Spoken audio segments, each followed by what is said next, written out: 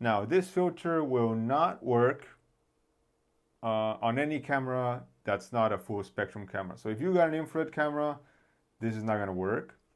If you have a regular camera, you already have this. So every camera sensor is basically a full spectrum camera sensor. Like it doesn't know what to take a picture of. So manufacturers install a hot mirror on your camera that only allows visible light to come through. So you don't need this because you already have this. And what I'm about to do won't work with your camera unless you have a full spectrum camera. Anyways, what this allows me to do is to take normal pictures with my full spectrum camera. You might be wondering why I would want to do that. Well, I had this idea. I wanted to take some pictures with my full spectrum camera, put it on a tripod, take a picture with full spectrum camera, and then take another picture with this filter.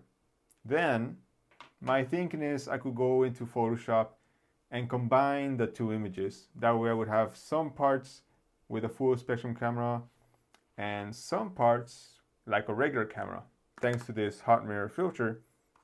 Please don't go out and buy it. It's not going to help you at all unless you have a full spectrum camera.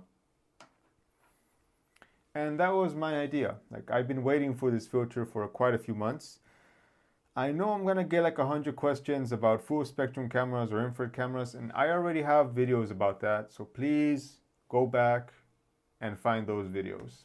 Anyways, as a photographer, it's important to try new things, come up with your own ideas. I've had this idea for a long time. I just never had the money to buy like a hot mirror filter. Plus it was winter.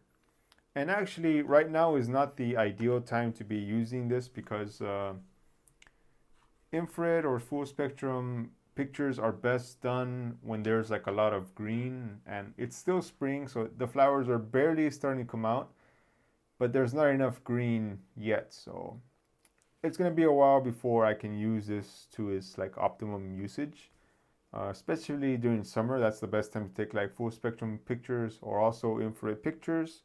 But yeah, I use a tripod because I didn't want to mess up the exposures. Like if you move the camera even a centimeter, the picture does not overlap exactly the way I want it to.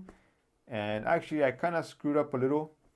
I'll be careful next time. I thought I was being careful, but there were some times where like the picture did not overlap very well with the second exposure.